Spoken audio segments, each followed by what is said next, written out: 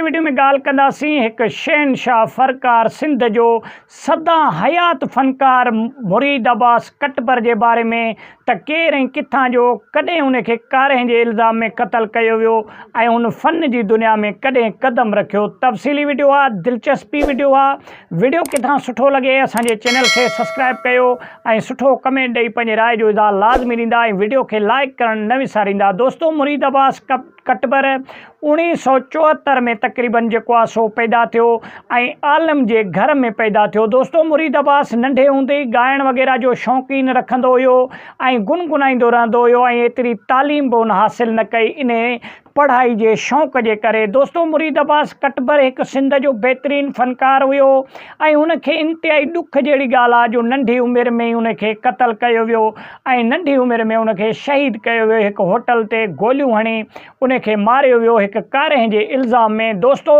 यह बिल्कुल नाजायज़ी थी ऐं इहा ग़लति कूड़ी ॻाल्हि हुई जंहिं ॻाल्हि जे करे मुरीद अब्बास कटबर के मारियो वियो। दोस्तों, मुरीद अब्बास सिंध जो एक बेहतरीन सरमायो हुयो ऐं मुरीद अब्बास जा जेके भी कैसेटूं रिलीज़ थियूं उहे अॼु ताईं भी सिंधवासी ॿुधनि पिया ऐं अॼु ताईं भी उन जूं कैसेटूं जेको आहे सो वायरल आहिनि ऐं अॼु ताईं भी माण्हू शौक़ सां मुरीद अब्बास कटबर के ॿुधणु पसंदि कंदा आहिनि। दोस्तों, मुरीद अब्बास कटबर नंढे उमिरि में ई ऐं जेको आहे सो पंहिंजी बुलंदियुनि जी तरफ़ आयो ऐं जेके भी हुन कैसेटूं कयूं रेडियो खां स्टार्ट कयो हुन, वरी PTV ते भी हुन वञी जेको आहे सो पंहिंजे फ़न जो मुज़ाहिरो कयो।